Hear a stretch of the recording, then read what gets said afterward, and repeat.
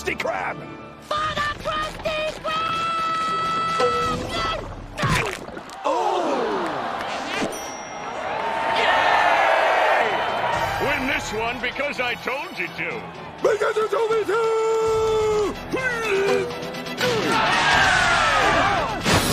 Face sticks! Get your face sticks here! All right, Pinhead, your time is up. Who you calling Pinhead? Hello and welcome to Talkin Pinheads, the one day of the week where we get to talk about whatever we want. And I am joined here with me with Trudat Entertainment. Also known as Drudat Games, and thank you, Spark. Or Jet, fuck. It's okay. So yes, it is Saturday, and we are now live. But the one thing that probably sure is the talk of the internet currently is that we all know all the crew members of Geeks and Gamers and the former members, the people that were formerly known as the Phantom Menace, are all at Anime Matsuri in Houston, Texas. Indeed. Now, I want to ask you this kind of question, Drew. Have you ever been to any type of con by any chance? Nope, I've never been to a single one in my entire life. Okay. Well, like I said, I think I have mentioned it before. I have been to Indiana Comic-Con last year, so that was my very first experience. But it kind of sucked because I know I was kind of working around my dad's schedule because he always has to work all the time. But now that I was gifted another car after Christmas, and well, if I actually can afford to get the tickets for another con, maybe go back to Indiana Comic-Con this year. It'll be fun. It'll be a really great time if I can actually get a chance to go. I think the closest thing to a con or anything like that I've ever been to was a Renaissance fair. Okay, yeah. And I think Phil has been to a Renaissance fair. He's shown it on his TikTok. Yeah, I've been to one that's been in our area. Well, at least it was a couple of years ago. Like 3 or 4 different times with friends that I used to have. Okay. But yeah, that's kind of the whole point, though. I mean, I think also Tim, we kind of had a little bit of a talk about this with Tim and Astro on his Freestyle Friday last night. The idea of it is like that interesting thing with cons is that the best part about it is that you can always, just go out and meet some new people there always. I remember watching E3 back when that still fucking mattered. Oh yeah, and now it's become irrelevant because now if we want to see what new games are coming out, we can just see the PlayStation State of Play or the Nintendo Directs. And then Xbox still does their E3 thing, stream thing, every June still. Yeah, and then Jeff Keighley also does Summer Games Fest now, like he's been doing since the start of the Beer Bug. At that point. Yeah, but once again, though, I know, but also it is expensive to get into some of the. I know we already know with San Diego Comic-Con and of course E3. Those are the most expensive things to get into. But I mean, sometimes you don't have the money, and of course, work or school gets in the way of all that other stuff. But it's just always fun when you had a chance to go to those kind of places. And I really felt that's kind of what inspired. Really, Drudat Games in general is just watching E3 on TV on G4 at the time before it came back and sank. But watching G4 and E3 coverage with my dad and my younger brother really inspired Drudat Games on YouTube later on into 2014 to just watch E3 and talk about it on YouTube. So, yeah, and it's an interesting from the comfort thing, of my apartment. So, yeah. And that has always been the greatest thing, though, because G4 was something we barely knew, and looking at how far it fell last year and even into this year, it's just wow, what the hell happened to you guys? You used to be so on edge, and even people like Chris Gore, who we all know has been constantly on Midnight's Edge. and Friday Night Tights as well. Yes, yeah, because he has worked for G4. And I mean, I think he also has a link. I probably think he might have a lengthy video on his experience. I remember seeing him back in the day on that network. So, okay, let's see if we can find some archive Let's see if we can find a little archive footage of Chris Gore. Speaking of video games, there was an announcement about Grand Theft Auto 6 recently. Yes. Please elaborate. I really I've been hearing all the rumors. They released a press release saying that GTA 6 will not offend people. But my reaction to that is, so in other words, it's going to offend your fan base, is what you're saying. In other words, yeah, it's just because when people know Grand Theft Auto from like 4, 5, and so on, like my brother and I, and the sense of humor from it, and if that's not going to be in 6, guess what? Your core fan base of why people love Grand Theft Auto 2, 3, 4, 5, and San Andreas and Liberty City Stories and so on and so forth, and you're stripping all of that away for 6. Okay, have fun not selling have fun with 6 not being the 3rd highest selling video game of all time behind 5, and apparently Minecraft is number 1. Oh, yeah, I know. But that is crazy though. But I mean, yeah, it sold out in just a single day, but I really think looking back on it in hindsight, they should have held off and held on to it for PlayStation 4 and Xbox One at the time, because I know it was released at the tail end of the 360 and PS3, and of course it was bare bones. But I think now this is I think this is one of the reasons where we had a game that's like at least the story mode was solid from start to finish. But I stand by what I said about Grand Theft Auto 5 on the PS3 at the time, which was the first system that I bought it for. Grand Theft Auto 5 graphically on the PS3 showed that the PS3 and the 360 still had life to give graphically at the end of the generation, which meant to me that PS4 and the Xbox One weren't needed yet.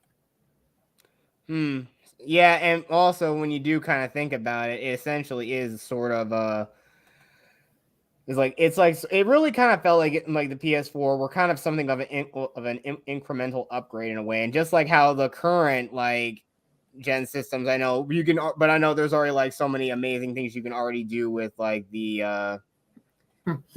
with the PCs, and how many people have heavily modded GTA 5 on PC, and holy crap, some of these ray tracing elements look great.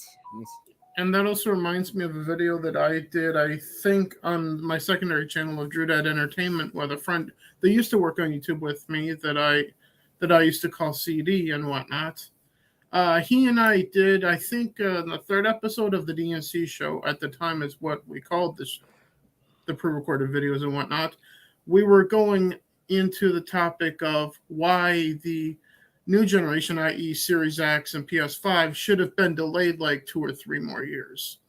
Yeah, in many ways. Because yeah, because really when you think about it though, I mean, it's the same thing with we saw with last generation. We had the PlayStation 4, and then we got the PS4 Pro, and then we got the Xbox One and the Xbox Series X. And there were a lot of factors that we came up with off the top of my head. Or Xbox One X, that's what I meant, sorry. Yeah. Off the top of my head of what I remember we said, the main topics were, in 2020, we weren't being allowed to walk into stores and buy them, first of all. So that's strike 1 to releasing new hardware. Strike 2, meaning that the PS4 and the Xbox One X, which I have right back over there, had a lot of life to give, which I also said about the 360 and the PS3 at the time when the Xbox One and PS4 were the new hardware. And 3, there weren't many games at launch that actually took advantage of the PS5 and the Series X/S at that time. So strike 1, strike 2, strike 3, delay the shit, motherfuckers. Anyway. Yeah. Because I mean, it really is just something that we don't really have though. And I mean, even then, especially with going on with what happened with the virus of unknown origin last year, like for the last couple of years, and of course now with all the inflation the inflation we have, and of course that we're in a recession, which I think Mr. JB himself actually has tried to, redefine. They tried to redefine. Even Wikipedia tried to redefine what that. There What is the a term word means. for that. It's called transition. Yes. This is of course. Apparently, we're supposed to be like going toward a more digital currency instead of like the hard dollar. And another fun fact, places like Target are still making people order online and go pick up, and you still can't even walk into the store and buy a PS5. You can with the Xboxes when they're in stock, but not the PlayStations. I wonder why. That is interesting. And I work in the retail industry, so this is actually of important thing to talk about for me, for obvious reasons at that point. Yeah, and it always is that strange thing though, because we already know that every single time I've gone into like my local Walmart, like it is always like everything, like most of the PlayStation stuff is like sold out, like consoles always sold out. And the Xboxes and Switches are still there. Yeah, most of the time.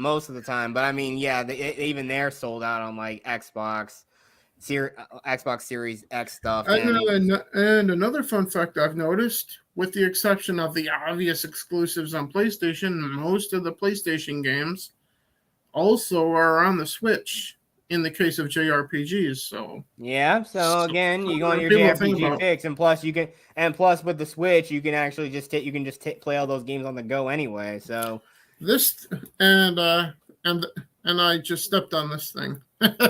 My Cleveland Indians hat. oh dear. Yeah. Yeah, I still have that. Yeah, I know. I was like a big fan of the Atlanta Braves when I was a little kid, but nowadays, like, baseball is more popular around the world with other cultures, especially with Japan and Korea. They love their baseball over there. I grew up a huge baseball fan. I grew up a Cubs fan, so. Well, you must have been happy when they finally got to win the World Series. After so many years. I finally got to close the book on being a Cubs fan because I'm a Twins fan these days, being in Minnesota, and that being the only professional baseball team I've ever had the chance to see play in person. So, yeah, but let's see this archive. Let's see some old archive footage of Chris Gore on G4. Let's take a look at that. Yeah, and this was back on Attack when it was called Attack of the Show, which was hosted by Pereira and Olivia Munn. Yep, right before she became an actress. Welcome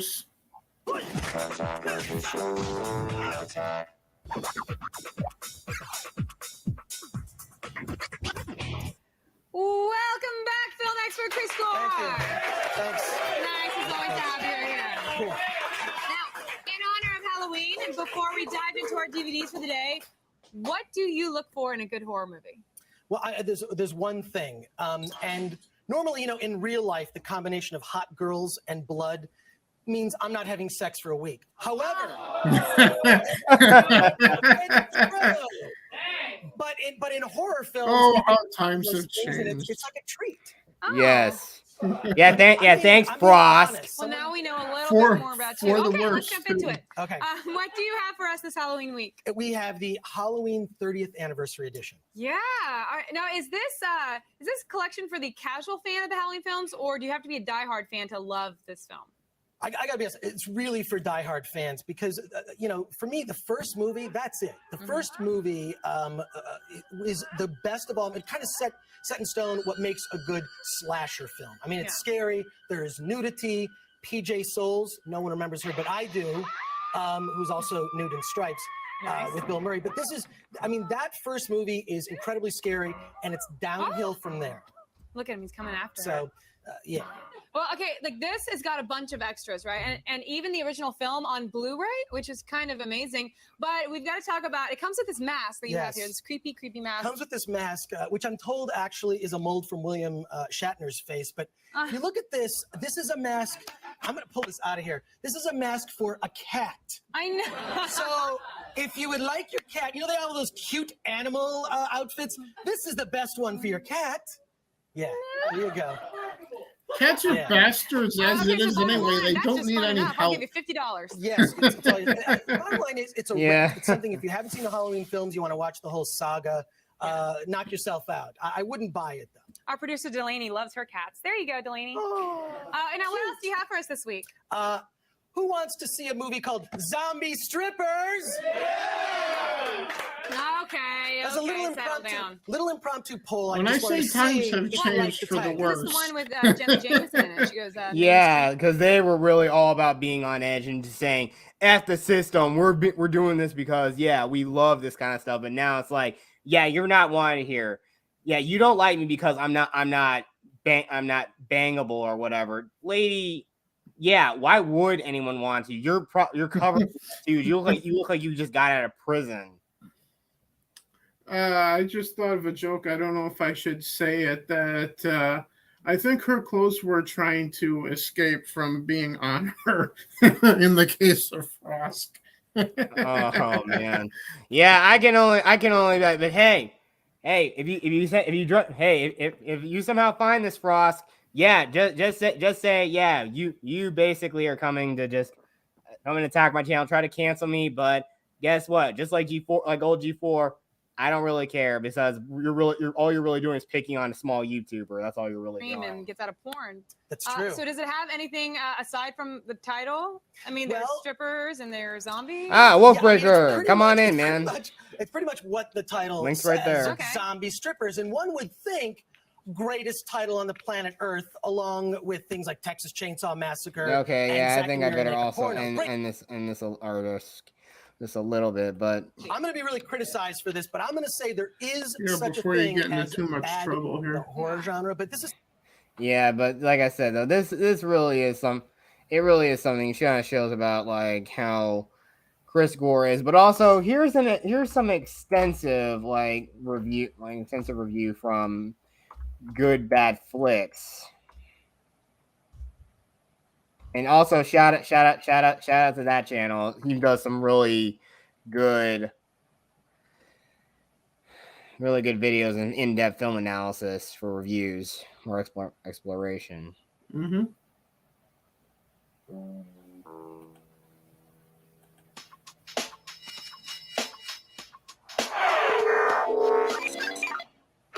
In the early 2000s, the video game industry was at a crossroads. With every passing console generation, games were getting closer and closer to mainstream success. At the time, it was the 6th generation of home consoles, which was populated by the Sega Dreamcast, Nintendo GameCube, Microsoft Xbox, and Sony PlayStation 2. With games and systems flying off the shelves in record numbers, Charles Hirschhorn was looking to capitalize on this new ground. Hirschhorn was the president of Disney Animation and noticed not only the popularity in gaming, but in the drastic increase in the quality of graphics from even a few years before. At the time, there were no television channels that focused solely on video games. There was Tech TV, which started back in 1998 as ZD-TV, but that was more about technology than just games. There were also websites like Pseudo.com that had the All Games Network channel, but in order to watch those shows on players larger than the size of a postage stamp, you needed a broadband connection, something most people in the US didn't have then. After visiting the trade show E3 I'm just getting some vibes back to video now. That focused on both games and game or culture. GBA He video. saw how passionate the people at E3 were about games, and thought they would naturally gravitate to a channel that was aimed Morgan Webb that I remember seeing was when she was working for Tech TV.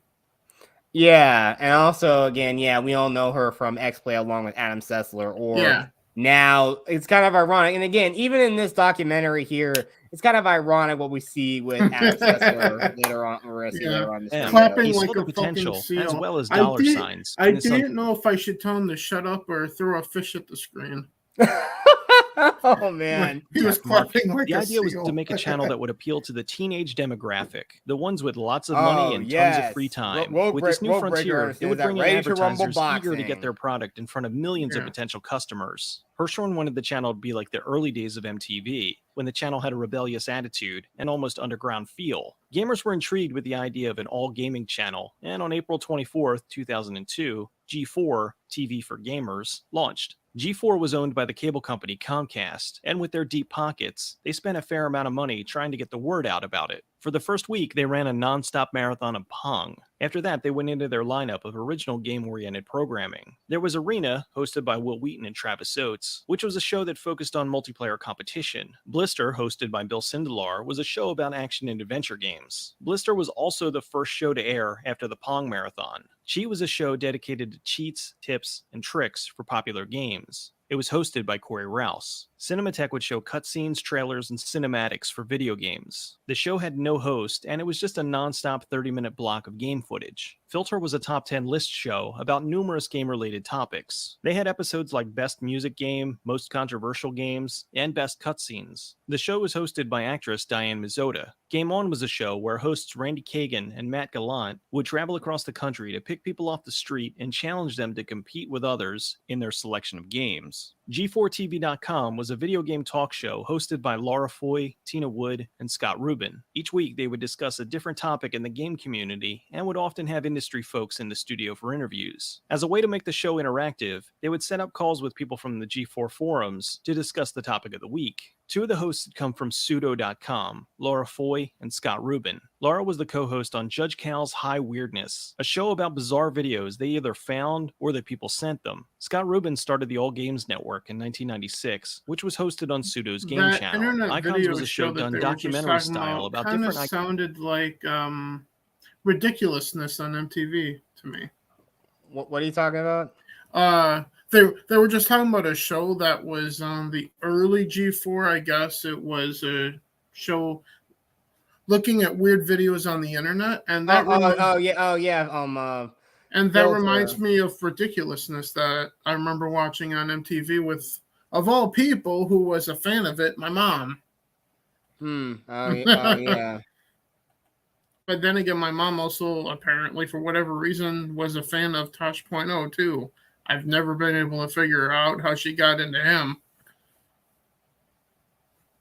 Because I remember coming out of my room from playing a game or something, and she was watching Tosh.0 on TV. I'm like, you're into Tosh.0, Mom?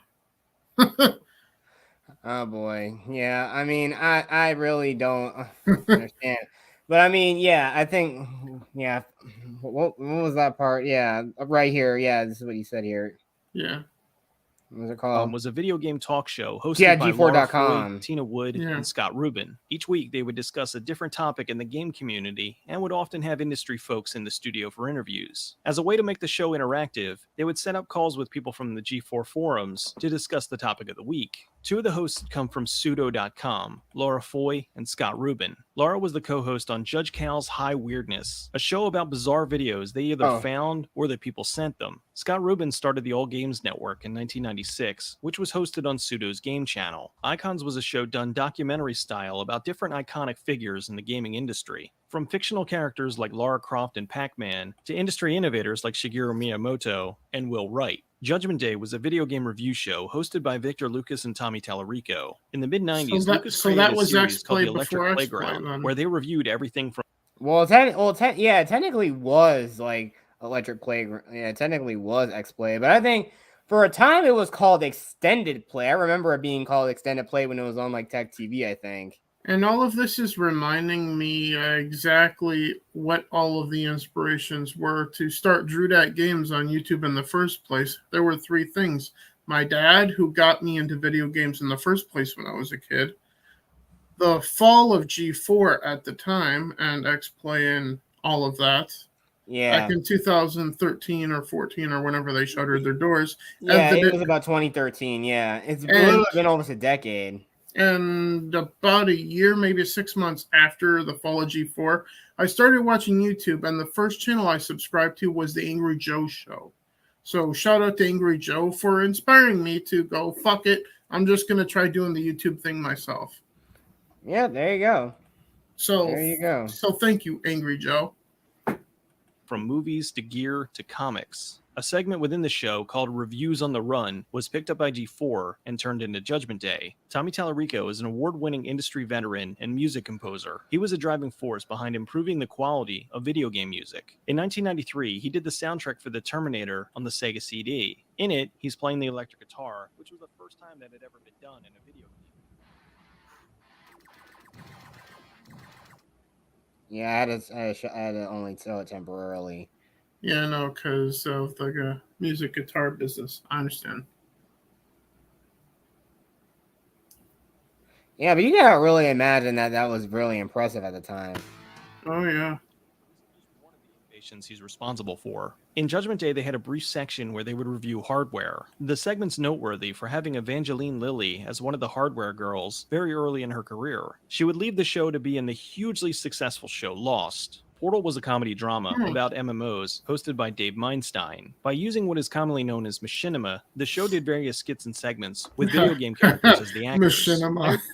Yeah, ironic that many years, only just I think around that same time, you know, that was the workings of a little team in Austin, Texas. We all know as Rooster Teeth, but they popularized Machinima with Red vs. Blue using Halo. And that reminds me, Machinima gave rise to two guys that I watch regularly talking about wrestling on YouTube, Stephen Larson, who do their wrestling podcast called Going in Raw on YouTube. So shout out to them. That's what they're doing nowadays? I used to love watching Top 10 for the Win on Machinima back in the day. I love those guys. That's when I first saw them. Then around that time in 2013 or 14, they started their Going in Raw thing at about the time they were leaving Machinima.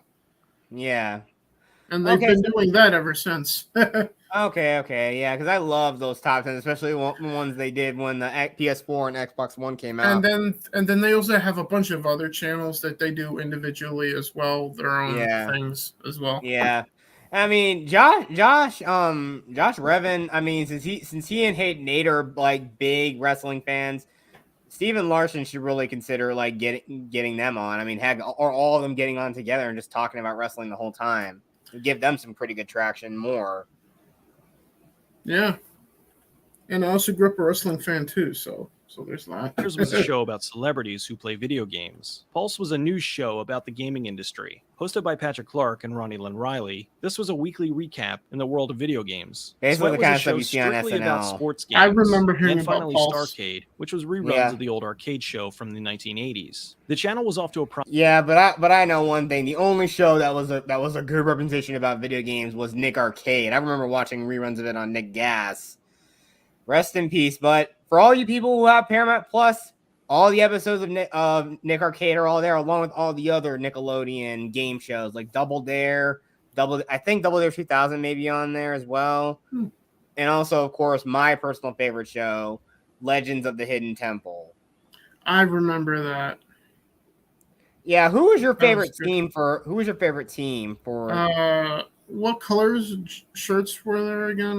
There were the red jaguars, the blue barracudas, the green monkeys, the orange iguanas, the silver snakes, the purple parrots, and I think that was it. There was like 6 teams. I think I have a hat that represents one of them. Here, give me a sec. Okay, let me make it big really quick. Well, at the top of my head, thank you. Okay, yeah. Again, that game chair looks amazing, not compared to mine, which is just a cheap knockoff. Yeah, I ordered this from Target like a while ago. Where the fuck is that hat? I got a pile of them down here. Oh, there fucking is at the bottom. Figures. Oh, let's see. Jaguars? Anybody? Yeah. The red Jaguars. I really liked the silver snakes and the blue barracudas and the green monkeys. I'm not saying I had a favorite, but I might as well wear this now since we're talking about Hidden Temple and the Jaguars here. Yeah. My Jacksonville Jaguars hat that I got when I visited Florida when my mom was living there. Yeah. It's a really, really good show. I mean, again, all the legend stuff. And also, we also had people like D. Bradley Baker voicing the giant Olmec head, which again, we already know D. Bradley Baker's had a very prolific career in voice acting. The guy can even do animal sounds, for crying out loud. Now that shows that measure of that man's range. Speaking God bless him. Animal sound, shout out to one of my favorite YouTubers and Twitch streamers, Cowman. Bitch. Oh, promising start. Gamers liked the fact that there was a channel specifically dedicated to something that for many was more than just a Skags. hobby. They enjoyed the somewhat cheesy but genuine feel of the shows. Since a nice group of the hosts actually worked in the industry, the audience identified with them since they knew what they were talking about. Gamers flocked to the G4 message boards to talk about their favorite games, their favorite shows on the network, and developed a strong community. Many of the show's hosts visited the forums and helped to make things feel more interactive. In November of 2002, with the launch of Xbox Live, many of the hosts would give out their gamer tags and would frequently set up times to play with their fans. Return to Castle Wolfenstein, Mech Assault, and Rainbow Six were popular choices for the community. The Now channel that ran shit- now that shows 24/7, dedication and to with only a community handful back of then. shows, there were tons of reruns. At the time, the channel was only reaching 15 Some of million that stuff that he homes. was talking That's not about 15 million the host viewers. there That's makes 15 me million. think kind of sounds like us now. Yeah, it's kind of ironic. I mean, me, I'd love if I had a lot more users. I mean, anyone out there, you play games like, say, GTA or Splitgate, believe me. I mean, again, my YouTube name is the same as my gamer tag. Just go and find me on PSN. Shoot me an invite. Same here. It's Drew.Games on Nintendo Switch Online, Xbox Live, and PSN as well. Oh, believe me, yeah. I'm not sure. I know Bears is on his way, but since you know that, you should send him your friend code because he could use some more competition on Subpar Smash along with Killzone, who is the amazing mod in our who's one of the best mods in our chat. So again, shout out to him. Yep, shout out Killzone. So yeah. In homes than had the channel in their cable listing. With such a small reach, they were having trouble attracting advertisers. As such, the slots they had allocated for commercials were filled with humorous bumpers, video game world records, and celebrity station IDs. To try to bring in more advertisers, Hirshhorn made offers to have commercials run during the shows disguised as part of the Fable program. 1, They offered to have I games remember presented as playing that. special I still have features that. in shows like G4TV.com and Pulse. One of their more successful marketing I've endeavors actually been was to streaming get that on Pringles Twitch to like sponsor one of their a shows. while And so back. Cheat became Cheat, Pringles Gamer's Guide. They had some buy-in from game companies and stores like EB Games, but it wasn't enough to offset the cost of running the channel. In 2002, they started their yearly coverage of E3. Meanwhile, in late 2002, trouble was brewing on the set of Arena. One day, seemingly from out of nowhere, Travis Oates and Will Wheaton quit the show. Fans asked what happened, and Wheaton wrote a lengthy blog post about it. In the post, he spoke about how he, Oates, and the crew were constantly mistreated by an incompetent producer. The producer shirked most of his responsibilities, and because of this, the show suffered. The producer... Yeah, it's just kind of ironic that you see Will Wheaton now and look where he still is. And I mean, everyone really seems to hate Will Wheaton now, and he kind of is like, really kind of like, I don't really know how to describe it. When they were just talking about the two hosts randomly leaving, that reminds me of a story about basically the reason that the Knights of the Old Republic Star Wars game is now not going to see the light of day anytime soon. Because the two heads working on it just left left out of nowhere Aspire Media. Well, again, this is really kind of ironic though. But I mean, like I said, the only thing is like game preservation. It's just kind of crazy when you try to make a remake of a game. You delist. I'm always scared you're going to delist the original games that are out there. No, the rumor going around also is seeing as how they had the developer that made the recent Evil Dead game that recently came out helping. Seems likely and very smally. Smally is not even a word. Yeah, it isn't. But very slim chance that maybe at some point the developer of the Evil Dead game could just take full development of KOTOR Remake, which I trust them more than Aspire Media anyway. Okay, I think we're going to have a little problem with the stand here. But the thing is, yeah, we already know the idea that, you know, like I said, I'm worried about being delisted because we saw that with Grand Theft Auto, the Definitive Edition, the original GTA, San Andreas 3, and Vice City were all delisted off Steam and on Xbox and PlayStation marketplaces. So it's just a damn shame because now those games are lost history. I mean, you see even in just one mission, you see the expansiveness of what like BioWare did with the writing of KOTOR 1 and 2. Yeah, you do not need writers to remake the fucking game. All you need is graphics designers and artists. Yeah, and like tech specialists to get it working on new hardware. That's pretty much it. Yeah, that's all you gotta do. Just keep the game the way it is. I would have preferred it just be the same turn-based kind of game it was before. If you do anything new with it, I would suggest adding an option to add real-time combat, or just hit a button and turn it back to the original, like turn-based thing. Yeah, I know. I think with like the Halo anniversary remakes, at least they give you the option to switch back and forth between the old and the new graphics. That was a little nice touch. But like I said, though, I preferred playing the old graphics. I just like playing it on newer hardware. A good example of what I was talking about, of a balance between real-time combat and the old turn-based thing, was Final Fantasy VII Remake. Akin to that. I see that. And again, another good example of two remakes, but I mean, it's still at its core the same exact game. It's just like, just modernized, like with the Crash Bandicoot Insane Trilogy and the Nitro Fueled Crash Team Racing. So again, I thoroughly liked those games, but I never really got very far in them. I should probably go back and try to play through those games again. Yeah. Producer was in charge of bringing new players in, but only paid them in pizza, and often kept them waiting for hours before finally getting to play. Word spread amongst the local gaming community of the mistreatment, and people stopped showing up. They needed someone to play, so the producer filled the empty spots with G4 employees and interns. After numerous altercations with the producer, Wheaton and Oates quit. The network replaced them with Lee Rareman, an ex-American gladiator, and television actor Michael Loudon. While still angry over the departure of the original hosts, the fans eventually... Yeah, because I know they're both out there. I don't know, but still, it's just still kind of weird that it's ironic, since Lucasfilm for the time had the exclusive, they had the exclusive license to publish Star Wars games, and yet they didn't, and yet they put BioWare on Anthem, which it pretty much it's not seeing the light of day anymore because nobody's playing it. Hell, it's pretty much out there. It's pretty much GameStop's just selling it for free now. It's like that worthless of a game now. That reminds me of what my initial reaction to EA getting the exclusive license to Star Wars was. My only thought was, EA owns BioWare. Yeah.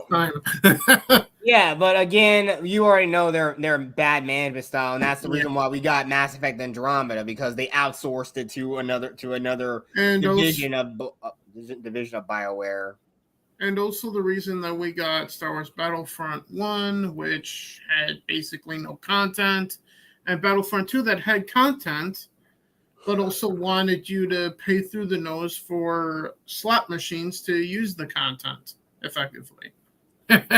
Yeah, I played the beta, and I honestly, I really regret buying Battlefield, like the first Battlefront game by EA. I heavily regretted it. I wound up buying the first one used, and it was the deluxe edition from GameStop for like $7. Wow. Which a fun fact, at the time there was a competition between my then personal friends and I to see who could find a used copy of the first DICE Star Wars Battlefront game for the least amount of money. Okay. And I believe I wound up winning at like $7 or whatever bucks that I found my copy for, which I wound up selling to a friend of mine for like $5.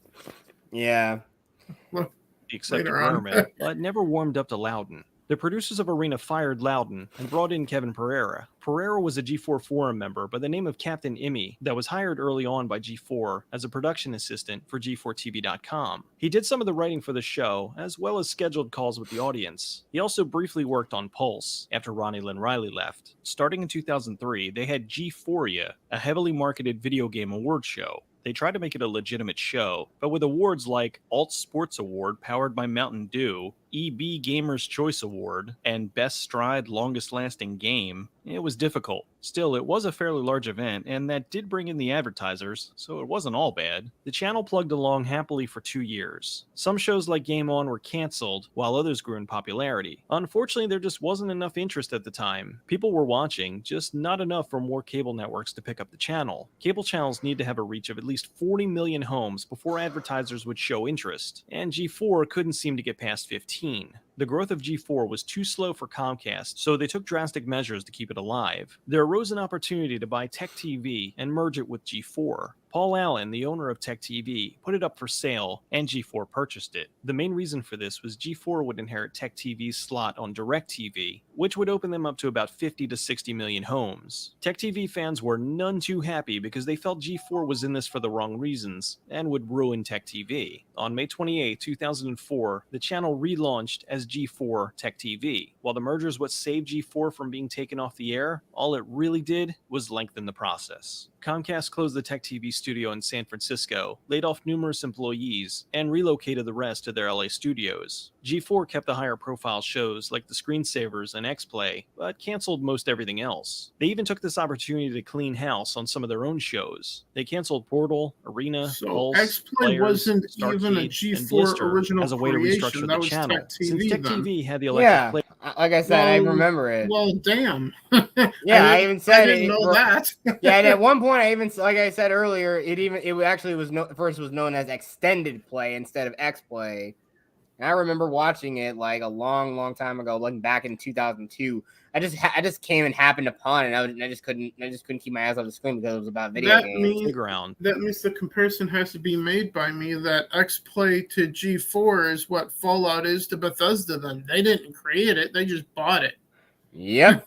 But now Bethesda is basically Microsoft's bitch now. So I can only imagine, like, them Human Centipede that's being led by Phil Spencer, and it's just like top. Well, if you go back far enough, and I've seen people make this complaint online about Bethesda getting bought by Microsoft. How could Elder Scrolls be exclusive? It was never exclusive.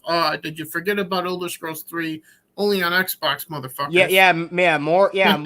Morrowind. Wasn't that an Xbox exclusive? It was only on PC and the original Xbox.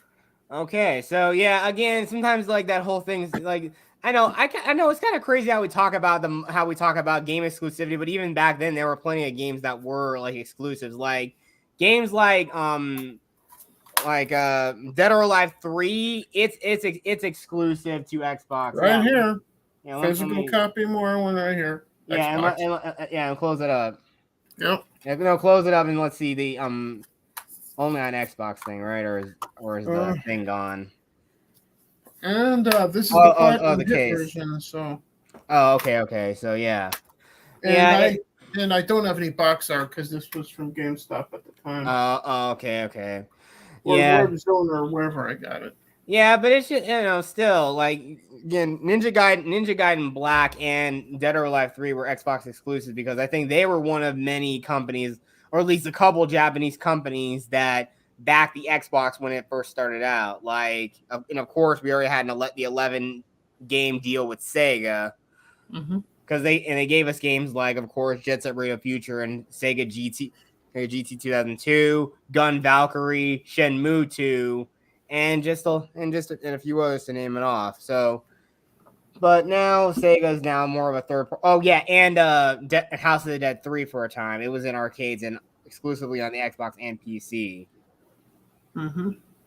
They figured having Judgment Day and EP were redundant, so they canceled Judgment Day. G4 no longer wanted the channel to be TV for gamers, so they changed the slogan to Stay Connected. To fit within the new generic tech lifestyle, Filter changed from top 10 video game lists to more lists about concerts, TV, and movies. Pringles ended their sponsorship, and Cheat, Pringles Gamer's Guide, reverted back to just Cheat. X-Play was already a favorite amongst Tech TV fans, and quickly became a favorite with G4 viewers. Hosted by Adam Sessler and Morgan Webb, the show mixed game That was reviews really with the only goofy show comedy that segments. we The mostly Screensavers watched was in a our show about household. computers Was and my dad and my technology. brother and I just sitting down every Wednesday night to watch X-Play.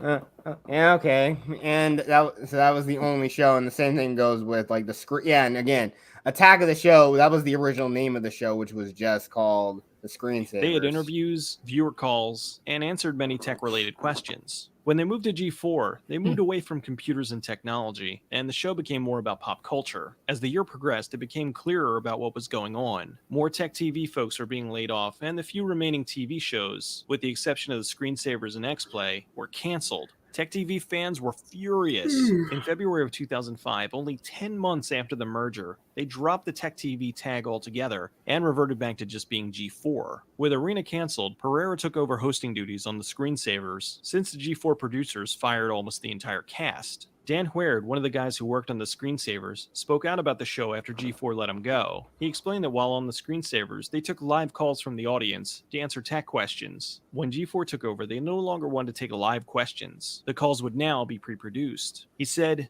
"Management didn't want geeks asking questions on our show anymore, despite the fact that they were the intended audience." He would record the Q&A segments ahead of time, and they would air the ones approved by the producers. This was similar to what G4TV.com did when they were still on. They would search the forums for topics they wanted to bring to the show. They would then contact the person who posted it, and would set up a time to call them. They would record the segment, edit it appropriately, and air it at a later time. During this time, Scott Rubin left G4 to host Gamehead on Spike TV, as well as to restart All Games as its own website. He was replaced by Jeff Keighley, a video game journalist. G4 changed their slogan again, this time to the very generic sounding Video Game TV. Later in 2005, Hirschhorn announced he'd no longer be in charge of the channel, and Neil Tiles took over as president of G4. He previously worked at DirecTV, Fox Sports, and ESPN. He announced the network would be retooled as a male-oriented channel, much like Spike TV. Moving further away from gaming, they canceled G4TV.com. Laura and Tina both left to go work at Microsoft, and Keighley returned to writing and working behind the scenes at G4. They also canceled Silver and Sweat. As a way to appeal to the more male demographic, they let Corey Rouse I was not aware of that. go from Cheat, and brought in Kristen Holt, a semifinalist in the first season of American Idol. I remember Kristen. Yeah, that's when I remember discovering Cheat, and with her playing. But I mean, I actually was looking for the actual cheat codes. Like, again, that's why I actually had the cheats written down for the Xbox version of Destroy All Humans. And I loved playing with those cheats. It was so much fun. This was right around the time I was a teenager, I guess you would say. So I generally wasn't watching Cheat for the cheat codes. I was watching for her. So yeah. yeah, But I mean, in 2005, I was still a preteen still. But that's 2005. That would have been right around the time, or slightly after I graduated from high school. So actually, I would have been like 20 at that point then. Yeah, and I know I'm significantly. You're just a baby. Yeah, I know. That's what Christine the Killer Car calls me. And Phil. We're still babies in her eyes. And with that being said, we have the great ultimate Orsine and Nintendo lover, Bears64. Hey, Bears. Hello, everyone. Hey, welcome. Oh yeah, Bears, you want some more competition on Subpar Smash? Fuck yeah, I do. I already whooped Phil. Well, Drew's got us. Drew's got a Nintendo Switch friend code that he would love to give you. Yeah, I will send that to you in the Twitter DMs, Bears. All right, will do. At some point. Sorry, assuming that I remember. Okay. Yeah, I don't blame you. Yeah. Well, yeah, we're just going reminiscing about G4. G4 TV. We talked a little bit about Grand Theft Auto 6, but we'll ask for your opinion in a little bit. Let me say one thing. I didn't watch it as a kid. I didn't know it existed as a kid. Yeah, I know. I certainly did watch it. Continuing to distance themselves from Tech TV, I usually they watch revamped Cheat the and Screensavers, and it became Attack of the X-Play. Show, which I still feel was a name they got by randomly pulling words out of a hat. Attack of the Show was a live show that was a mixture of pop culture, comedy routines, news. That sounds like something that I would do if I were to create a new thing for one of my channels. With a new name. Stayed on, but all the other co-hosts left. They looked for a permanent co-host and discovered actress Olivia Munn. The chemistry between her and Pereira was a lot of what kept the viewers tuning in. Well, that, and also because she would do things like this.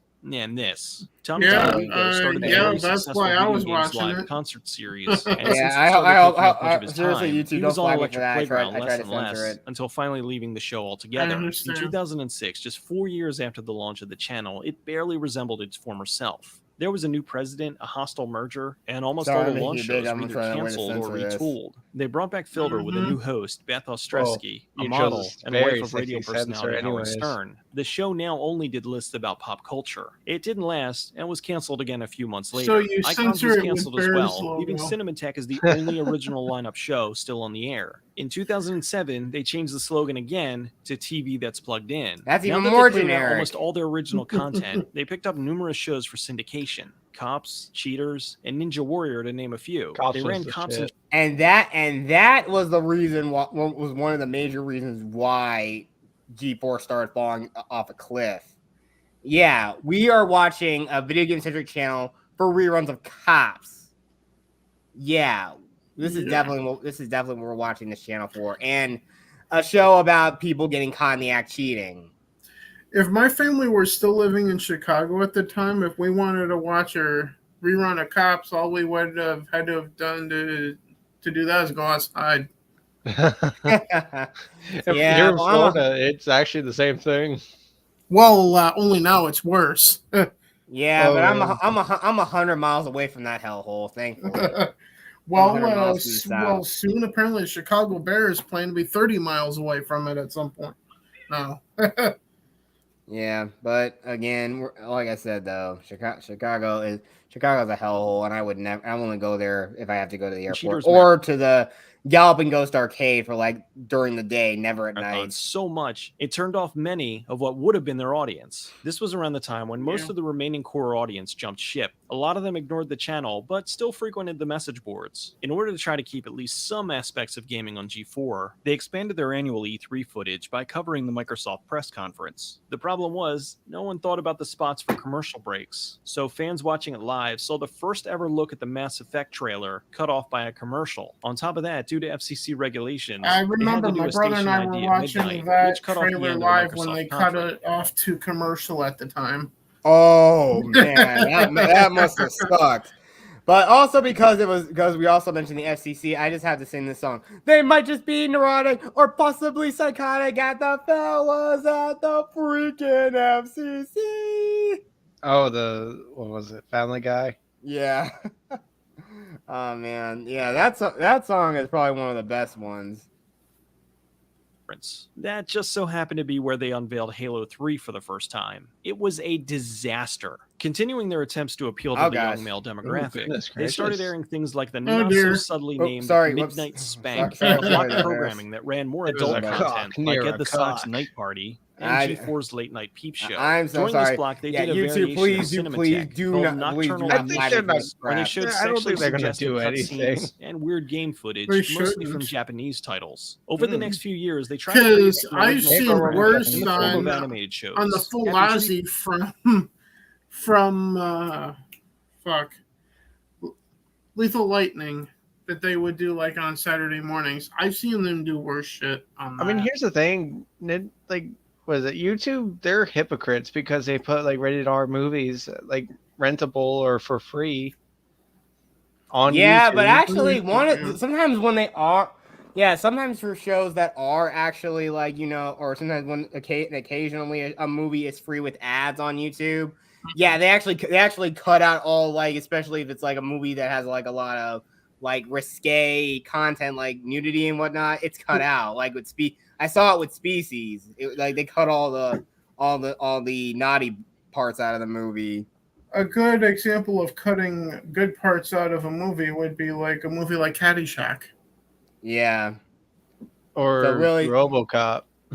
Which that reminds me of a fun fact. I remember for Christmas one year getting a VHS copy of Caddyshack from my mom. Okay. At the time, and all of us watching it at the time in the living room, and then my mom going, "Oh, I forgot this scene was in this movie," which it was the nude scene where the blonde chick and the caddy were having their fun in the bedroom. Oh, yeah. Again, yeah. Yeah, we're probably kids who just never we probably shouldn't have been allowed to watch some of the questionable stuff as kids. I think I remember like we were like in Washington D.C. at the time, and we actually got, and I think like on like the pay-per-view thing, I think for some reason my dad rented Species. Oh no, it was with us. It was my grandfather, my grandmother, my dad, and my 3 sisters. I was like slowly kind of like falling asleep, and I was like kind of covering mirrors with all the scary stuff from the movie. But yeah, I actually did see Species 2. Oh, I believe I was a freshman in high school at the time when that was a Christmas present. So Okay, my very first rated R movie was Starship Troopers. Oh man! Oh, what a way to start! Yeah. Friends, the intentionally cute, overly violent show, Spaceballs the animated series, and the crude 8-bit style comedy, Code Monkeys. Out of the 3, Code Monkeys was the only one to actually get some traction, but still lasted just 2 seasons. They spent ridiculous amounts of money to secure the syndication rights to shows like Heroes seeing on and G4 Lost, the initial instead of promo creating for new Code original. Monkeys at the time. Yeah, I think I remember the theme song. It was like Code Monkey Go to Work, something like that. I don't know. Yeah, I never really watched Code Monkeys either. This was. I remember seeing the promo. I'm like, this looks like a stupid show. I'm not gonna waste my time with it. Yeah. Besides, keep in mind that I only watch G4 for the game reviews anyway. So. Yeah, exactly. And I mean, yeah, Happy Tree Friends was like something that would really be on Adult Swim, not on like G4. It just doesn't make a lot of sense. Yeah. There's one dude that I hate that's in it. Like I don't hate him, but I hate that he's in it. Is the completionist. Like he's so blinded at the fact that he's getting into like what used to be a cool channel, G4, because he used to watch it apparently all the time as a kid, and oh my gosh, he's in it, and he's like sticking in there. I'm like, damn, you gotta leave, man. You deserve so much better. Did he do this recently with all the Frost stuff going on? Gerard the completionist, the guy with the big beard. He was sitting right there when she did her rant. Yeah. Oh, he was sitting there like that's like moving down in the world, not up, dude. And you could see in his eyes that he knew that his career on G4 was ending right then and there when Frost was doing her rant. He's apparently doing a show. Yeah, exactly. He's doing a show actually on there. Forgot what it was. It's God of War related though. No, he should just stuck with his own channel. Yeah, I think it's just the fact that it's a channel he used to really like as growing up, and then oh my gosh, I get to be in there. When really it's just a shell of its former self, and he's kind of blinded by that. And I'm actually hoping if Frost sees this or somebody who I know hates my guts actually sends this to her, clips it, and actually wants to say, go ahead and cancel this guy because it sounds like he actually hates you. Yeah, look, we already know Frost hates we already know she hates everyone that has from G4 that bears was canceled in April a small of little 2007. thing that resembles a carrot years between after our the legs. G4 We all know TV she hates all the G4 shows were gone, and the 2 most popular programs on what the about the platform males that were don't have a X-Play carrot? and Attack of the Show. Further downgraded. That's a good question. Does she actually do that? Oh wait. What am I saying? Okay, of course she doesn't hate them because they're actually quote unquote real men. G4. And what about the females that have carrots? And the people who weren't laid off? They also hired one episode. Of the most popular shows. Wait, say again, Bears. Did they also? I think they also hired Amaranth. Like the oh yeah, that was right after to use her in a bikini in some stupid tub to try to get audiences to come back again. Yeah, exactly. I mean, not gonna lie, she's fine, but I'm not. But again, she's the type of chick that should be on like an actual spicy website and not like on Twitter. She made bank on OnlyFans, dude. I'm not buying that. Again, if I want to look at like scantily clad women, I can literally find pictures of that for free. Oh yeah, I'm like, that's not worth it. Just do a Bing search, everybody. Yeah, exactly. Or just do a Google. Just look it up on the internet. It's not that hard, and plus, You get it for the low price of absolutely nothing. Had a new set built. They got rid of That the was relaxed actually atmosphere a of the old debate set between and the went for this guys that I weird work with futuristic on my style channel with on Glenn. YouTube of With the popularity of X-Play growing, one of my they guys redid the was pissed studio off yet having to again, spend less money than for a year nude later. photos of her or something like that. Then my younger brother sent, because we do this all in text messages in our phone, sent text pictures of her naked. I'm like, great, thanks. Now I got this shit on my phone. That's not a good thing you should be doing. I don't know if I told y'all this. I know Drew doesn't know about this, but one time my credit card information got stolen, and they used $100. That $100 went to OnlyFans. Oh, I was so pissed. you asshat. Oh, whoever did that is a fucking asshat and a simp. PSP stealing it for WWE champions. I would have been less pissed. But no, seriously. OnlyFans. Yeah, just why? I mean, look, are you really that hard pressed for money that you have to go and steal someone else's credit card? You are one thing, pathetic. If someone were to do that to me, I would not be pissed, only if they were sending money to the OnlyFans of heel versus babyface. Wait, No. Here's the thing: if someone stole my credit card information, I would not only hunt them down, but I would absolutely beat their skull in with a baseball bat, and their balls too. So yeah, you're going to do two things. You're gonna have a closed casket funeral. And plus, you also can't procreate. But then again, scumbags like you probably don't have kids anyway, or even family members that care about you at all. So, guess what, pal? Bye. See you in hell. And I thought I was dark. Oh yes, I'm evil.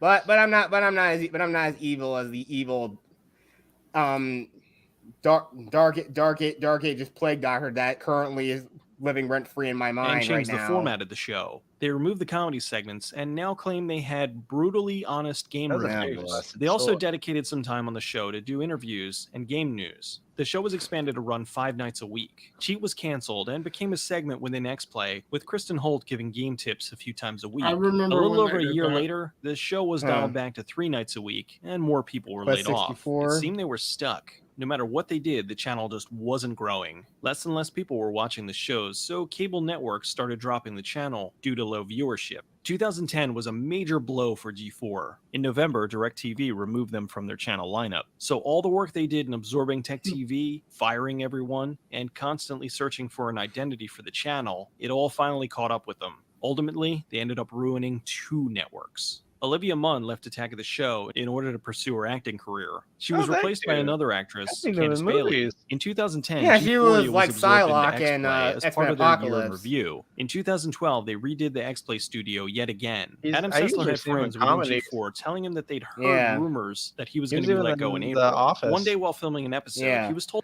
Yeah, this is where the point where, Adam Sessler was getting... There was a rumor that he heard that he was going to get fired. Yeah, and I remember watching the first episode of X-Play that he wasn't there. I'm like, I wonder where Adam is. He wound up going to the YouTube channel. At least I think they were YouTube channel. At the time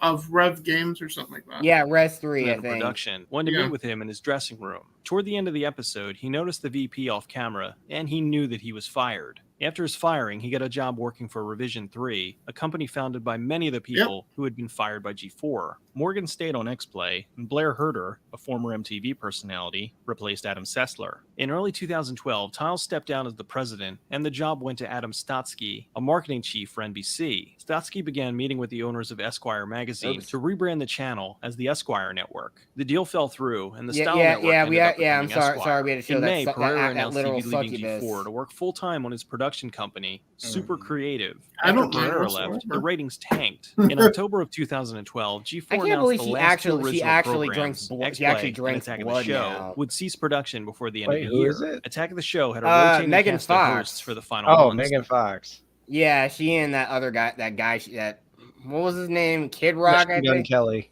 Oh, Machine Gun Kelly. Yeah, that's her husband now, right? Yeah, it's also kind of funny because I have an aunt named Kelly, and so I was like, oh, so if I give her a machine gun, it'd be Machine Gun Kelly. Ha! fun. Yeah, again, yeah. Bears always being punny as ever. I think I got a good metaphor with my history at the end when they shuttered their doors for G4 and X-Plane and all that. If they were the Titanic, the ship basically sank out from under me as a fan. Yeah. I was there right up until they like literally I watched the last episode of X-Play that they ever did. They filmed the last episode in December and aired it on January 23rd, 2013, the same day as the last episode of X-Play. Gordon Webb's now a creative advisor for Activision Blizzard, and Blair Herder's go back to the whole group. Yeah. All right, let me see. I'm trying to find it. There. Yeah, Diabito. I think I see him right there. Where to the left, green shirt. I'm trying to see it. I don't it's like middle left. He's the rounder guy. Oh, that so guy? is he in between the two red shirts, effectively? Not there. He's to the left of the red shirt, to his right. Or no. What is that? Chris Gore? I don't know. I don't know their names. Oh, I think that looks like Chris Gore right there. I think I don't know. So do I. Gordon Webb's now a creative advisor for Activision Blizzard. Because I do believe Chris Gore was still working with them when they With the end of the last two original shows, the channel simply went through the motions by running nothing but syndicated shows and reruns of old content. Now the channel's been dropped from almost every cable network, and the syndication rights of their shows have lapsed. G4 continuously suffered from an identity crisis. They got rid of almost all their video game related content, despite the fact that X-Play, a show that reviewed video games, was one of their most popular programs. Their yearly coverage of E3 was also a consistent hit with the audience. Still, it seemed like they shunned video games despite being the only they had a live thing Twitter really feed on that on a weird screen that no actually one was resembled making a an effort to tune smartphone. in for reruns of Campus PD or Human Wrecking Balls, and yet they insisted on bringing in more and more syndicated programming. I know there's a lot of I remember watching Ninja Warrior for thousands of Tech TV Oh fans, yeah, and I think like a former Power Ranger, Brandon Mejia. I think he was also on American Ninja Warrior for a while. I think he thought you were about to say Brendan Fraser. I'm like that. Brandon. the jungle. Watch out for that Brandon tree. Mejia. I'll show you a picture of who he is. Okay, Brennan, where's his name? Okay. So when G4 shuttered their doors, the Titanic sank out from under me. I was floating in the ocean, and in a rescue boat, effectively came Angry Joe on YouTube at that point. Okay. And that's when I started watching YouTube. Wait, no, that's not a good photo of him. Trying to find a decent photo of this guy, but yeah, this is who Brennan Mejia is. Let me share the screen and go. This is supposed to be Brennan Mejia. This is the guy who was the red Dino Charge Ranger. So a season of Power Rangers that I never watched. Yeah, and also it's just like again, yeah, and he was really a guy. He's also he actually was a fan of the original show, and of course, I think for him, for people like him who probably loved Power Rangers, this was a dream come true for him. Now it's like a young Zac Efron that got darker. Yeah, but like I said, though, maybe we gotta find. I think there's probably some archive footage of him somewhere on there. But yeah, especially the picture on the bottom left. Was Most Extreme Elimination Challenge also on G4 at the time? I don't know. Like I said, I'm gonna try and see if I can find some. Because I remember my younger brother and I loving watching that and just having a good time, just eating Taco Bell and just watching Most Extreme Elimination Challenge and just laughing our asses off. American. Sometimes I wish I watched G4. I'm like, that would have been a cool era. It certainly was. But my teen years into my early 20s. But all I watched was Cartoon Network and Nickelodeon. Yeah. Okay. Oh, Here. cartoon channels here. Okay. Yeah. Here he is. I think. Like 4Kids for like Sonic X, and then Kirby right back at you. That's always such a novelty to me, like video game TV shows. Well, Okay. now we have Twitch streamers like, well, just pick anybody that plays video games on Twitch at that point. Yeah. And then you have great people playing games on YouTube like Jet here. Well, yeah, no, I was having a really fun time playing. It was good to play try to stream Splitgate again. It was fun because now they finally. Oh yeah, like I had your stream on at work. I just like left it on. You know, what's up, everyone? like, so Welcome back whenever to I the came YouTube in, channel. I could watch some. Den, training some Ninja Warrior stuff. So yeah, let's get started and learn all the things to compete. Wolf's Den is a Ninja Warrior themed training facility, right? Yes, that's correct. I was in 2 seasons of it myself. Yep, and there he didn't go is. as well because I didn't have a gym to train at specifically for it. Womp. But this is actually pretty close to Yeah, me, so womp. But yeah, the guy seems like this guy seems like a really nice and fun-loving guy. I mean, I even follow him on Instagram. So yeah, shout out to Brandon Mejia, awesome dude. I wish I could be at like a con and actually get to meet the guy. It'd be cool. Does he follow you back? No, I wish he did. I wish he knew, but again, he doesn't know. Man, I mean, I'm pretty sure he may, but I know a lot of former Power Ranger like actors all follow each other. I know he follows Jason Font, and I think like the chick who was from Megaforce, I think she's also on Instagram. I think he and her follow each other. So like all Power Rangers just like follow each other. That must be. Most of them do. I mean, at least the ones that are on social media. I know, but you also know, like, you know who Vernon Wells is, right? Never heard of him. You've never seen Mad Max? Oh, Mad Max. Yes, I've seen him, but I never who Brendan Wells is. This is first time. No, Vernon Wells. Vernon Wells. Oh, Vernon Wells. I don't know. I've seen all the Mad Max movies, but I don't know. I remember faces, not so much names. Well, have you seen the Arnold Schwarzenegger movie Commando? Have you seen that? Yes. Movie? Oh yeah, well that's Vernon Wells. Bennett is Vernon Wells. Oh, is he the one that like actually like throws a pipe through and goes stick around? He goes like. Wait, no, that was a different movie. Let off some steam, Bennett. Yeah. Yeah, that amazing. Yeah, and let me show you the villain he played in Power Rangers. Let me show you. Dude, I freaking love Commando. It's so stupid, especially the LMG part where he keeps firing. You see that belt getting shorter and shorter. Next time you see it, it's extended.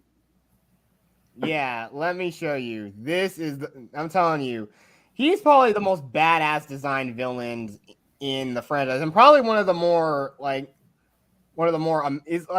very few American-made Power Ranger villains. Let me see if I can find out. Oh, Stick Around was from Predator. That's what it was from. That's where I get getting it. Where he like threw the knife at the one of the the gorillas? I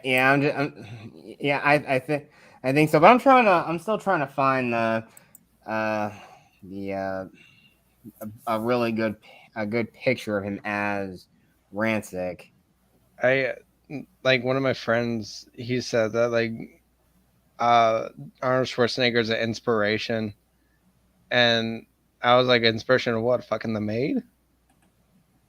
Yeah, but yeah, he learns that she's pregnant. She's like, so you're telling me it's not the tumor? No, it isn't. No, Arnie, that's your baby. That nobody just became your baby mama. And I think I already showed this on another episode, on a previous episode of Talking Pinheads. Yeah, there's actually a thing where his son actually reenacts that scene from Terminator 2 where he comes out on the motorcycle. He's a dead ringer for his dad. I actually have not seen that. Did you play that last week?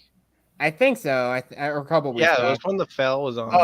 Oh, and guess who's finally here? The one type of car you do not want to ever buy because it is possessed by a demon. That is created by Stephen King. Christine, the killer car. Hey, what's up, guys? Hey, Christine. All right, How's let it me going? see if we're all good. We're all good. You're on Netflix. Yeah. What? Christine's on Netflix. Oh yeah, I know.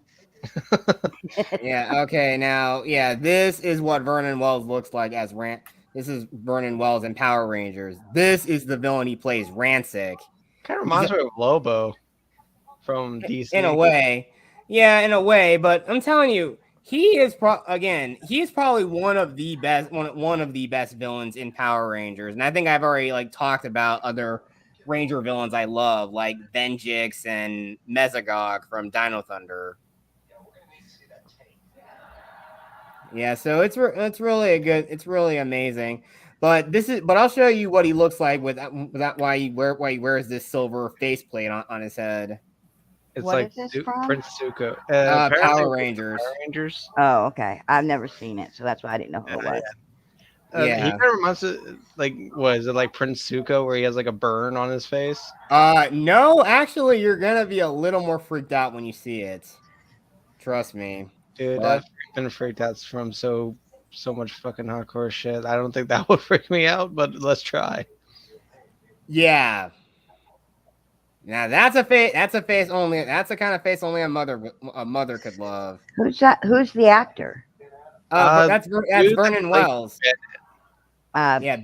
Bennett in Commando from with Arnold Schwarzenegger, and he also was in Mad Max. Oh, okay, I know him now. So wait, is he like the main villain from Mad Max? What was it? I know. I think Mad Max 2. Yeah, and Mad I Max think 2, he comes back as another villain and as was it Immortal Joe? I don't think he was Immortal Joe. I don't think he was. He comes back to be Immortal Joe in Fury Road.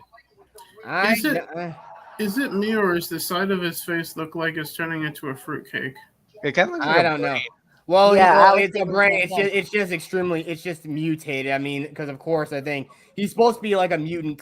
He's supposed to be like a mutant crime lord from the year 3000. Hence, why he's the main antagonist and escapes back through time to the present to stop Time Force basically rule the present before Time Force even exists. So yeah. Terminator. So he's a mutant fruitcake then.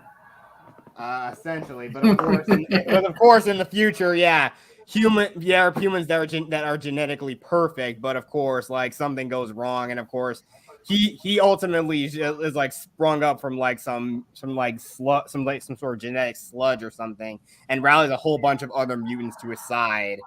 So in many ways, he's one of the very few Power Ranger villains that's kind of motivated by racism in a way, which is going on from what Linkara said about it. But I gotta say, he is one of the better villains. But I want to tell you a villain that you could probably say he's either goofy or scary, but I would probably lean more on something else. I think when it comes to brains, the freakiest thing comes to mind is Terminator 2, not Terminator 2, RoboCop 2, where the brain is in the tube. Yeah, I like that movie. That was a good movie. And it goes into the brain's perspective. It's like, oh my gosh, he's actually still alive. Yeah, here's another good. I think here's one other villain I think we should. That I think, judging on who you would ask, I'm not sure how you would really think about this guy or not. But let me see if I can share the screen on it. Is he hot or not? Not. Yeah, you be the judge. But let me show you if he's actually more. Let me see if I've got to find this share screen button here. Okay. Even without that on his face, it's still a knot. Yeah, I know. But yeah, this is the main villain from the season Ninja Storm. This is Lothor. L-O-A. Just call me. His name is Lothor. He's supposed to be some evil ninja space warlord, but he was basically a former ninja who was banished from the Earth and rallied a whole bunch of aliens in his army to take over the Earth again. Okay. So, yeah, but you really think does he look in? Do you think he looks intimidating, or does he look goofy? A little goofy. Yeah, because he is kind of wearing a weird luchador mask. He's kind of wearing a bit of a luchador mask, but the actor who played him, he actually played a bit of a dual role in the show where he played the Ranger. The actor Grant McFarlane played the Ranger's mentor, sensei, and he also played the the main villain. But also another spoiler, both of them, and it's a good way how they sort of like explain why they're played by the same actor. They actually are supposed to be twin brothers in the show. He kind of reminds me of Tim Curry when he was the devil in what was the name of that movie? It's or no? Well, no. Labyrinth, was it Labyrinth? No. Which one was it? Oh, I should Where know Tim this. Curry My played dad the talked devil. about it. It's the one with Tom Cruise. Legend. Curry. Legend. Yeah. That's what he kind of reminds me of. You know, with the big horns sticking out and stuff. What's funny is actually there's a guy in the service department where I work at where he looks so much like Tim Curry. It's not even funny. Just bigger. And here's another like full res of what his whole costume is supposed to look like. My best friend's daughter loves Tim Curry. She can name any movie or TV show that he's been in. Toxic love. Yeah. He looks like a bad WWE character. Yeah, and when you really think about it, especially with the luchador mask. Have y'all seen Tim Curry as of late? He looks like an old granny. Yeah. Yeah, but I'm sorry, but again, Tim Curry, I know he played it, but just the guy alone scares the hell out of me. Just the way, especially how he smiles. I just remember him. He played a really, really psychotic serial killer in Criminal Minds. It was like a 2-night episode. Oh my God, he was creepy. He was so freaking creepy in that. I mostly remember him in Congo. I don't think I ever saw that movie. You never seen Congo, where he's like the freaking like jewel, like he's just going on the expedition to go get some diamonds. Look at this. Okay, you gotta look up Congo. Tim Curry's pretty awesome in that. Yeah, okay. But look at this smile. I like Tim Curry. Yeah, but just look at that smile. He did some shit at Epstein Island. You know, yeah, that smile looked like, you know how he smiled at freaking Kevin McAllister in Home Alone 2. Yeah, that looks like that's the kind of smile. That's exactly the one place that I remember him from is from that movie. yeah, this is Home Alone 2, ain't it? But the thing about it is he always has that smile. That's his thing. And no matter what he plays in, he's got that shit-eating grin on his face. Yeah, it's like that really creepy smile. Mm-hmm. That's just how he smiles. That's what I'm saying. Mr. Homoka, stop eating my sesame cake. There's a whole scene in Congo where like he's eating the sesame cake, and this guy, he's getting pissed off because he knows about him, and he's like, "What are you doing in my country? Keep your shit." The first time I remember seeing him was in Rocky Horror Picture Show. That is like his. Frankenfurter. Yeah, that was like his big breakout. I know he's in Ferngully as that pollution dude. Yeah. Oh yeah, I remember that creature. But actually, another amazing little interesting thing about Lothar is he actually gets beat by the next season's villain, who I'm about to show right here. And I don't know if I could show that fight because I don't want to get copyright claimed by Hasbro because they own the rights to the franchise as well. But let me share the screen here.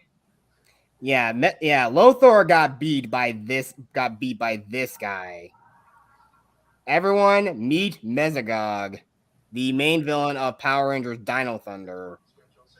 See, all these mean nothing to me because I've never watched that show. So I know, but yeah. I think I gave up on Power Rangers after like Neo or Zeo or whatever it was. Yeah, but still, just again, I'm always been a fan of that. So, moving on, Bears. What are your opinions on what was going on with what you think is going on with GTA 6? I don't really care that it's gonna be like a female character. I don't give a shit. Well, it's just the fact, I was listening to Weaponized Nerd Rage on the way to work, and he brought up a good point where they're basically getting rid of their identity, not because of the main character. Yeah, but exactly. Toning That's down the offensive nature. Yeah, that's the one thing I'm more worried about. Is just like it's gonna cease to be a GTA game. I mean, going like committing crimes, auto theft, like all the stuff that makes the game what it is. It's not there anymore. Well, that's why Because it's called Grand Theft Auto, because of all the stealing the cars and running from the and police criminal and all the shooting criminal people. activity, yeah. But they're Yeah. gonna tone that down. It's just like, but even then, like when they did Grand Theft Auto 5, they actually will give you a bad score and penalize you for blowing up someone's car. If you do it too many times, they actually put you in a prison server with other players, and you wear like a dunce cap on your head. I never got into the GTA game, so I don't have too much of a say in it. Yeah. My biggest criticism of 5 was the 3 protagonist thing. I know my husband played the GTA games. I don't know, when what number the last one he was that played, but I know he played them. Cousin, let's go bowling. Oh man. Oh, my hubby said he played GTA 5. Was the last one that he played. Oh, so he's caught up. He's caught up. Yeah. He could have like started playing all the GTA games when GTA 5 started, and then be caught up already. Yeah. I mean, I watched him play the other GTA games, and I think that's the reason why I did like it, because you could blow up cars and rob and stuff like that. That's what made GTA. That's what made it good. Yeah, exactly. And just going around stealing the cars and whatnot. That's pretty much what it all stands for. But now they just want to make everything because they don't want everyone to be offended. That was the whole point. It was not afraid to offend anyone and everyone. I mean, look at South Park. They're still doing the way they do things since like 20 plus years ago. Yeah, but the thing about South people Park, love though, them. Is they don't go after just one certain group. They go after Everyone. Everybody. There's no fair game when it comes to them. So they really don't offend just one certain group. They offend everybody, and that's why we like it. Yeah, and that's kind of the whole point. But we don't really know. We just don't know where it's really all gonna go now, and that's just really, really bad. Yeah. But I don't know. Well, you guys got anything else to talk about? On the way to home, I was hearing like the remakes and remasters thing. I'm going to say this right here, right now. Last of Us remake is not a remake; it's a remaster. Damn it! What was it? Despite what it says on the box, it's a remaster for $70 with less content. What game? Last of Us Part 1 remake. Yeah, that Last of Us game. I mean, again, personally, that is the most. I think it's the most overrated. It's one of the most overrated games of all time. I think my daughter played it, but I don't know for sure. Yeah, and I think again, someone I've mentioned. I'm not going to mention who he is. You play Last of Us? I haven't. I actually I played an hour of it. I played like an hour of it and never went back. Yeah. Because I'm like so tired of movie games. Thank you, Sony. Thank you so much for focusing too much on story and not good gameplay. Yeah. Like I said, I don't get upset with games because the kind of games I play are like, match 3 and card games. That's my whole gaming experience. So I don't, have to worry about getting disappointed about bad games. We need to get you the sexy poker on PlayStation. Oh boy. No, there's so many freaking like pervert anime games on Switch alone. You should see them on Steam. On Steam, oh gosh, they're really bad. Because I bought a few of them, not realizing what they were. When I bought them, because they said like match 3 or card games, and I bought them, and I thought, oh cool, look. I opened them up, and I'm like, oh my god. My husband was teasing me, saying, you're buying porno games again. It's like I mean, I had no clue because they. The way they advertise them, they don't come straight out and say, oh, these are this, that, and the other. And I'm just like, oh, okay. I don't think I've ever played them again. I think they're in my Steam library, and I just haven't played them again. It's a touch screen, and he uses his spiffy as a stylus. Yeah, is that basically Okay, now there's one little thing we all some of us may remember, some of us may not, but I didn't see any Sega Dreamcast commercials. Dreamcast? Dreamcast was Sega's last console. Yeah. This is the day you have trained for. The day you have studied for. Utilize your skills, your superior intelligence. I've seen this before. Wasn't like Sonic the DJ who's like, oh, my bad. Learn to defeat your ruthless enemies. Big the cat. Ryan, you're gonna get root. Shut up, quadruped. I swear, I thought you just said faggot. Yeah, that tagline is really good. It's thinking. Yeah, I didn't have one of those, so. I did. Well, my mom did, but she said it was like the worst console she ever got because she only got it for like Sonic. I'd say that's blasphemy. I mean, I discovered Soul Calibur because of that console. I think Saint had a Dreamcast, but I never did. Yeah. Anyone else looking forward to the Pac-Man World remake? No, not really. That's a remake. And then guess what? It's going to be $30 and adding content.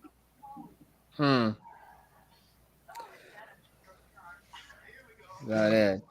But yeah, I mean, when we think back on it, there is no. I mean, really, we already know a lot of games are going woke. I mean, we already saw like how much like how The Last of Us 2 also just swept the Game Awards of 2020. Even though there's plenty of amazing games that were already worthy of it. Like, so what was that game about? Zombie apocalypse. Girl is the cure. Grumpy old man. The Last of Us. Yeah, but of course, spoiler alert, he basically says, "Screw the world. I want my daughter back." And this girl's the closest thing I got to it. What? It's a game about it's a horror survival game about a disease that breaks out, and I'm like 90% sure it's zombies. Yeah, that's what they said. It's a zombie. The only interesting thing I really like about The Last of Us is that the zombie vacations is like a fungus, like an actual real world fungus. It's just not able to control humans, but it controls ants. I think it's cordyceps. Mm-hmm. Yeah. Okay. It's actually very like the fungus itself is actually pretty interesting. But in this universe, it like evolved to be able to take over humans. Yep. That I don't know. That just doesn't sound interesting. We can't say that. We can't say that word because, of course, they'll ban us immediately because what Ellen Page? No, yeah, again, back when the character, I know the character's based on that character, but now they want to erase the fact that that person never existed now. Here's the thing, I'm calling her Ellen Page still because her whole transition is just probably for publicity because she's so irrelevant. Exactly the point. Yeah. Heck, look, I can respect the fact that she didn't want to date guys. I can respect that. But I don't respect if you wanting to just, go against like what you were born with. I mean, her transition is as real as Chris Chan's. Yeah, exactly. Oh, you got some homework to do, Christine. Okay. I don't. I'm just gonna stay out of this. Yeah, we don't really need to be talking about that. But just look up Christian, Christine. And you go down the deepest rabbit hole. Oh, yeah, okay, exactly. Gotcha. And don't. Yeah, and I recommend don't doing it because I say do it just so you could be like the fuck. Oh man. Honestly, I'm to the point to where I kind of don't care. Really, I don't. I mean, it's to each their own. It's just I don't know. I don't care. Really. I mean, let me just tell you the ending. I'm not trying to be, rude or mean about it, but I don't. All right, I'll just tell you the ending. This ends up with the guy ending up in jail for doing the most despicable thing in the world. Well, that leaves it wide open then. Let's just say he's a literal motherfucker. Oh, he fits right in with a lot of other people I could think of then. Are we still talking about The Last of Us or not? Do what? Are we still talking about The Last of Us here, or am I just lost? Oh, we just started talking about I'm just abbreviating Chris Chan. Oh, okay. Yeah. Yeah, I don't really know that much about it though. But Oh, dude, it's Chris Story. I'm a bit of a Christorian. Because as soon as you started saying that, I'm like, I don't remember that to be in the ending of The Last of Us Part 1. Yeah, and I've never played it, so I had no idea. Well, I mean, Neil Cuckman is probably one. Oh yeah. Yeah, and I probably bet again. Once again, you already know that person is not. That is not a woman. That's literally a man. That's literally a man with a woman's head plastered all over on the body. In my community, my brother and I just call Neil Cuckman just Neil Fuckman. Yeah, exactly. But that's just really how weird it really gets, though. But I mean, again, for all those dudes who just don't understand. Oh, yep, that's a good shirt to have. You just now noticed that? I've been wearing it the whole fucking time, Jack. I'm sorry. I know I wasn't paying attention. I have to ask, who's Naughty Dog? Naughty Dog are the people that developed the Last of Us games, Crash Bandicoot. Yeah, the original Crash Bandicoots on. Yeah, the original. As well as the Uncharted franchise. The Jack and Daxter games. Mm-hmm. Exactly. Yeah. 1 through 3 specifically. Yeah, exactly. And this shirt is courtesy of Ryan Kinnell of RKO Post. This was made effectively when they copyright struck his channel for talking about the leaks about The Last of Us Part 2. And it was just talking about it at the time, I think. Not even screenshots. Yeah. Of Abbyzilla. Exactly. Oh, gosh.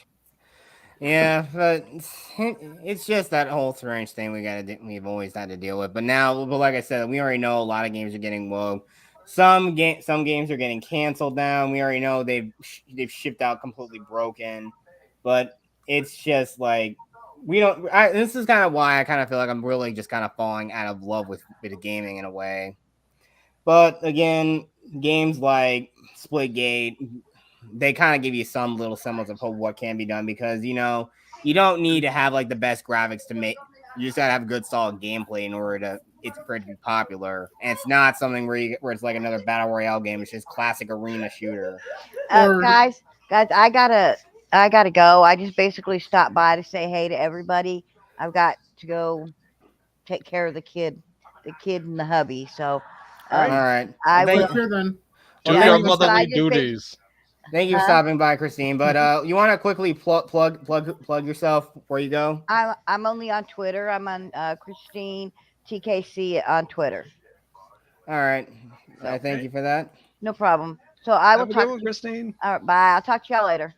All right, bye. Bye. And yeah, I think there was 3 next time on Survivor. Yeah. But I think I've kind of covered what I want to talk about, some stuff I want to talk about a little bit. But I think we'll get ended here. So there is one thing I do want to add about playing multiplayer games, though. It's not so much the game you're playing as the community that you have to play the game, though. That makes the environment.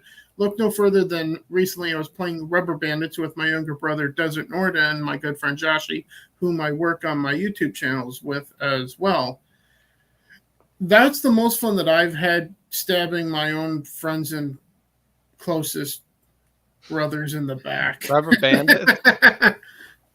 Yeah. I actually think I saw that in Jet's Splitgate stream. Like I just happened to catch a glimpse of the you mentioning that. And I know me and Killzone have played this game called Duck Game, and I think it may be on sale. It hasn't notified me that it's on sale because I put it on my wish list.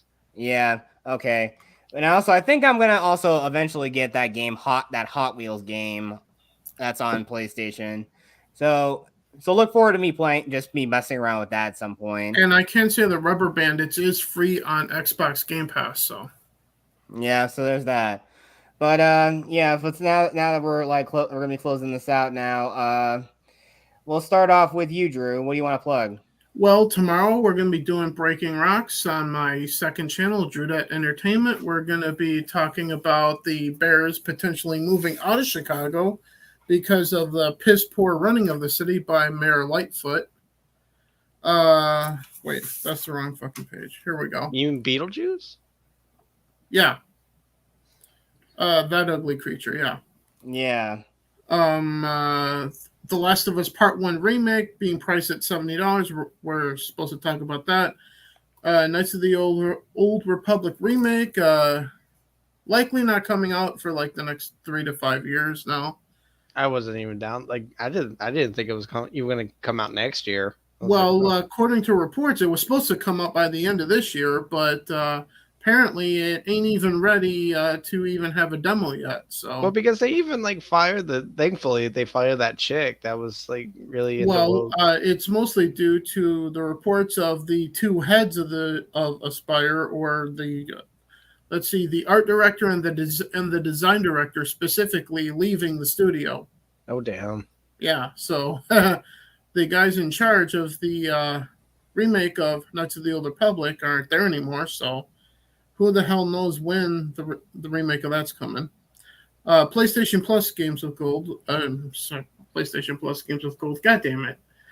PlayStation Plus Essential Instant Game Collection for August we'll be talking about. And GTA 6 is what we currently have on schedule for tomorrow. And if I do anything on Twitch tonight, that depends on how long my phone call with my mother goes now. Because she was texting me during this going, hey, do you want to talk? I'm in the middle of something, Mom. Thank you. That explains the notification sounds I was hearing. Now I know you have a Samsung. Yeah, okay. Yes, I do. All right, and Bears, what do you want to plug? Well, I have a YouTube channel, Bears64 by the same name. I have a Twitter, same name but with an underscore. And I'm also going to do another step into the ring tonight to make up for the disaster that was last night. Yeah, and since you have competition, Drew, remember to send Bears your friend code on Nintendo Switch. We'll work on that as soon as I get off the phone with my mom. Yeah, I can. Right. Let's see. Your Twitter is @dat_Drew. Yep, that's exactly what you see on the screen. Yes, exactly. Right, I'm going to look you up now. Yeah. So again, I know one thing I just wanted. I should have You're shared fast, this. Dude. Yeah, because I had Twitter open the whole time on my screen here. Dear Lord. But one thing I also want to stress here. I know I kind of messed up when I tried to record it, but I actually tried to write a script for the why I love it for SWAT Cats: The Radical Squadron, which you are seeing right here. And I know it's like it's like a little over 200 words long, or 2,000 words long. Is in like the deep recesses of my mind, but I don't remember a single episode. Yeah, but like I said, I did the extensive overview of it in a way. Yeah, I remember watching the hell out of it too, and I don't remember a goddamn thing in it either. Yeah, and I think I have shown it previously that I actually have the entire show on DVD. So yeah, you showed that last week. Ooh. Yeah, so that's about it. I can't. Speaking of finding a show on DVD, I'm so sorry, Jet. I can't find Castlevania 4 or Season 4 on Blu-ray. I can only find the standard. It's weird. Yeah, I know. It kind of like some things. I think some movies are not sold. They're not printed in Blu-ray. Some shows are so obscure. I think they're just lost. No, the first 3 seasons of Castlevania I got on Blu-ray. Oh, okay. Maybe you should try checking Amazon. Maybe it might be there. That would be expensive. Yeah, but again, thank you all for tuning in, and we will see you guys next time. And may God and the Force be with you.